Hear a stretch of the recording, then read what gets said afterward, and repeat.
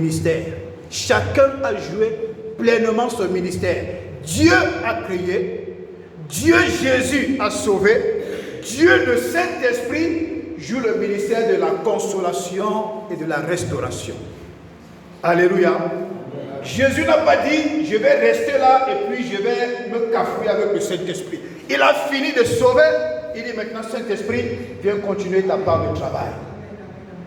Alléluia. Et le Saint-Esprit, non, est arrivé, nous connaissons, nous allons parler de ça à la fin, je ne vais pas court-circuiter l'enseignement. Le Saint-Esprit arrive. Il a une mission. Et il doit pleinement jouer sa mission. Sans le Saint-Esprit, aucun enfant de Dieu ne peut être efficace.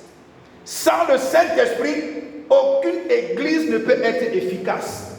Sans le Saint-Esprit, nous ne pouvons pas impacter les nations sans le Saint-Esprit.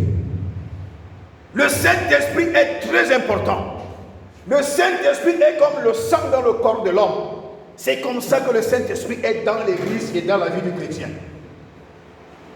Alléluia. Jésus dit qu'il va prendre de ce qui est en moi, il va vous les révéler. Pourquoi? Parce que rien n'a été inventé, tout est déjà dans la parole. Le Saint-Esprit ne va pas prendre des paroles ailleurs pour vous les révéler. Il va prendre tout ce qui est déjà écrit pour vous les révéler. Alléluia. Bien-aimé dans le Seigneur Jésus, je vais ouvrir une parenthèse pour répondre à une question qui m'a été posée par une sœur. Et une très belle question. Révérend, mais Dieu qui est devenu Jésus là, mais comment Dieu peut être crucifié encore et Dieu mourir à la croix? C'est une question qui trouble les musulmans. C'est une question qui ça les rend malades. Ils se disent comment Dieu peut mourir encore à la croix? Et je leur ai dit non, quand tu lis bien les évangiles, Jésus-Christ a plusieurs casquettes. Jésus-Christ, Dieu, ce n'est pas lui là qui est mort à la croix. C'est Jésus-Christ, fils de Dieu, Jésus-Christ, fils de David, Jésus-Christ, fils de Marie. C'est lui qui a été crucifié à la croix. Alléluia. C'est pourquoi Jésus-Christ pouvait avoir faim. C'est pourquoi Jésus pouvait pleurer. C'est Jésus-Christ, homme, qui a été crucifié à la croix, pas Jésus-Christ, Dieu. Alléluia. Tu ne peux pas tuer Dieu. Si c'est Jésus resté dans toute sa nature de Dieu, personne ne pouvait l'attraper. Même Satan ne pouvait rien faire. Même comme il venait sauver, il a pris la nature humaine. La nature comme toi et moi. C'est cette nature-là qui a été crucifiée à la croix. C'est pourquoi quand Jésus à la croix a vu que c'était chaud, il a dit mais Père, pourquoi m'as-tu abandonné? C'était Jésus homme, pas Jésus-Christ Dieu. Alléluia. C'est un mystère extraordinaire. Dieu peut prendre la forme qu'il veut. Dieu peut faire ce qu'il veut. Dieu peut faire ce qu'il veut. Il peut prendre la forme qu'il veut. Mais les hommes veulent calculer. Les musulmans veulent calculer Dieu comme 1 plus 1 égale 2. 2 plus 2 égale 4. Ils croient que Dieu est comme ça. Si déjà ceux qui pratiquent la rose quoi, la franc-maçonnerie, qui ont officié, c'est-à-dire ont atteint le 12e temps de temple supérieur, ils peuvent se dédoubler à plusieurs endroits au même moment. Et qu'est-ce qui peut dépasser Dieu? Le même homme, il est ici, il est à Alexandrie, il est au Cameroun, il est le même homme. Si Satan arrive à faire ça, mais les gens pensent que Dieu est limité. Les hommes calculent Dieu. On ne peut pas calculer Dieu. Il prend la forme qu'il veut. Le jour où Dieu veut venir te parler, il prend la forme qu'il veut. Le jour où il veut te révéler quelque chose, il prend la forme qu'il veut. Parfois même le chien que tu croises en route va te donner un message. Alléluia. Bien-aimé dans le Seigneur Jésus. Et quand nous lisons Jean 6, verset 63, il dit c'est l'esprit qui vivifie, la chair ne sert de rien. C'est l'esprit qui donne la vie. C'est l'esprit qui donne quoi? La vie. C'est l'esprit qui vitalise. C'est l'esprit qui donne le tonus. C'est l'esprit qui donne la force. C'est l'esprit qui fait vivre. La chair ne sert de rien. C'est pourquoi, mon frère et ma soeur, fais tout pour ne pas servir Dieu avec ta chair. Fais tout pour ne pas servir Dieu avec tes émotions personnelles. Fais tout pour ne pas servir Dieu avec ton caractère charnel. Non, soumets-le au Saint-Esprit. C'est alors que tu vas bien servir le Seigneur.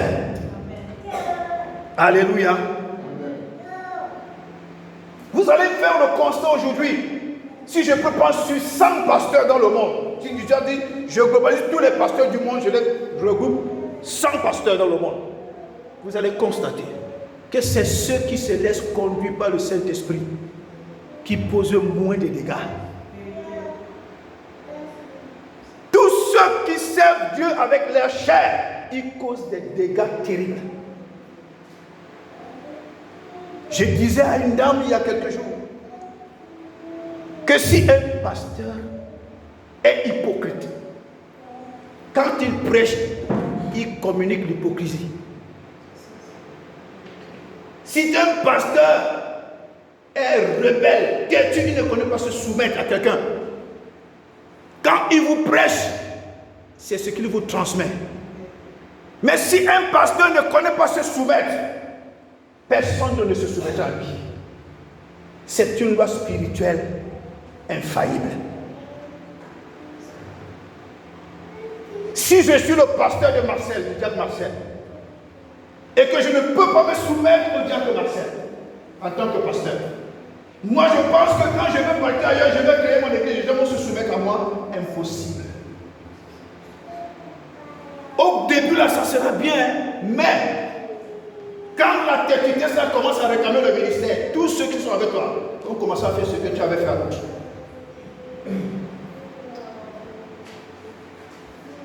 Alléluia. Le Saint-Esprit vivifie. Il vivifie tes pensées, il vivifie ta chair, il vivifie ta conscience, il vivifie tout ton être. C'est son ministère. Alléluia. C'est pourquoi Dieu a pris la forme du Saint-Esprit pour opérer toutes ces choses. Parce que si Dieu opère toutes ces choses en tant que Dieu lui-même, tu vas exploser. C'est pourquoi le Saint-Esprit est doux. C'est pourquoi le Saint-Esprit est consolateur. C'est pourquoi le Saint-Esprit a les meilleures paroles pour te baratiner. Quand tu te mets en colère, je ne peux pas plus à l'église, le Saint-Esprit va te dire un jour que, mais mon gars, tu fais quoi? Non, à l'église, non, c'est comment avec toi? C'est le rôle du Saint-Esprit. Alléluia. La chair ne sert de rien. Tout ce qu'on fait dans la chair cause des problèmes. Tout ce qu'on fait dans la chair cause des dégâts. Tout ce qu'on fait dans la chair cause des incompréhensions terribles. Mais avec le Saint-Esprit, facilement quand tu te fâches contre ton frère, tu vas oublier, tu vas pardonner, tu vas continuer. Parce que le Saint-Esprit va te dire, c'est pas ça l'essentiel, l'essentiel est devant. Mais c'est la chair qui va te dire, reste là. Pourquoi il m'a fait ça? Pourquoi elle m'a fait ça? La chair va te dire, ne pardonne pas. La chair va te dire, arrête-toi là. La chair va te dire, tant qu'il ne vient pas te demander pardon, toi aussi ne bouge pas. La chair va t'imposer une servitude contraire à la servitude du Saint-Esprit.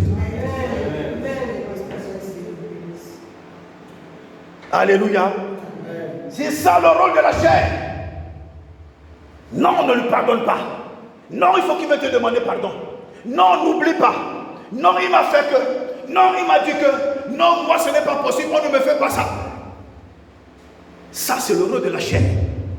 Et la chair peut t'arrêter là pendant des semaines, des mois, des années. Tu restes au statu quo, là sur place, à cause de la chair.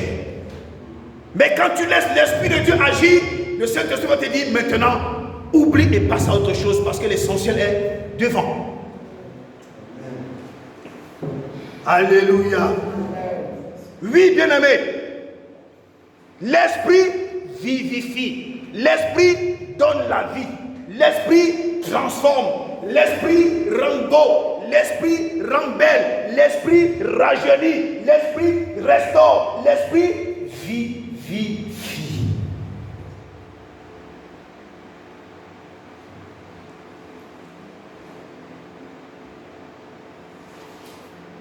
Alléluia. Sans le Saint-Esprit en toi, tu n'iras pas plus loin. Parce que la chair va t'imposer les choses qui n'amènent pas loin. Sans le Saint-Esprit en toi, tu ne franchiras pas les grands défis. Tu n'affronteras pas les grands défis. Tu n'atteindras pas les hauteurs. Parce que la chair va t'imposer sa loi. C'est de la condamnation éternelle. Plus tu ne pardonnes pas, plus tu cours sur place. Plus tu ne pardonnes pas, plus tu tournes en rond. Plus tu ne pardonnes pas, plus tu vas rencontrer les échecs. Alléluia. J'ai suivi le message de quelqu'un que j'aime bien suivre, c'est un pasteur ivoirien.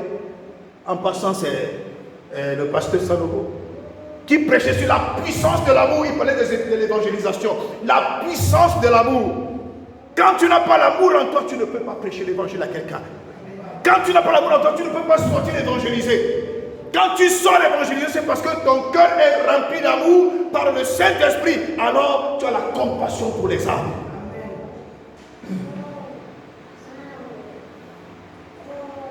Alléluia.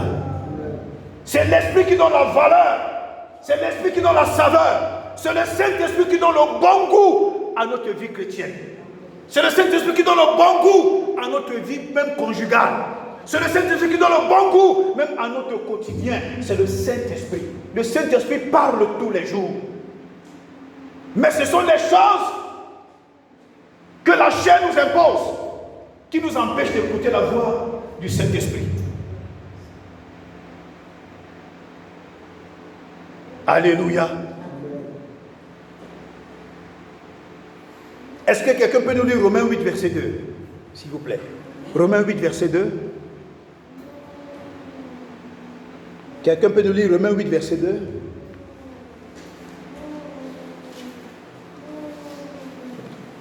Romains 8, verset 2. Romains 8, verset 2. En effet, la loi de l'esprit de vie en Jésus-Christ a affranchi de la loi du péché et de la mort. Ah, la loi de quoi? La loi de l'esprit de vie. La loi de l'esprit de vie en Jésus-Christ m'a affranchi de la loi du péché et de la mort. Arrête-toi là. La loi de l'esprit de vie en Jésus-Christ m'a affranchi de la loi. C'est à toi de faire le choix. Soit c'est la loi de l'esprit qui t'impose la marche, soit c'est la loi du péché qui t'impose la marche. Tu as à faire le choix. Mais c'est la loi de l'esprit en Jésus-Christ qui vient impacter tes faiblesses, qui vient impacter ce qui veut t'asservir, qui vient impacter la chose par laquelle le diable veut te maintenir, pour briser maintenant et t'imposer la loi de l'esprit de vie en Jésus-Christ. Ce sont des lois. Une loi, c'est quelque chose établi qu'on ne doit pas changer. Si le Saint-Esprit t'impose sa loi, alors tu vas marcher dans le succès. Si le Saint-Esprit t'impose sa loi, alors tu vas marcher dans la réussite. Si le Saint-Esprit t'impose sa loi, alors tu vas marcher dans la gloire. C'est pourquoi on appelle le Saint-Esprit l'Esprit de gloire.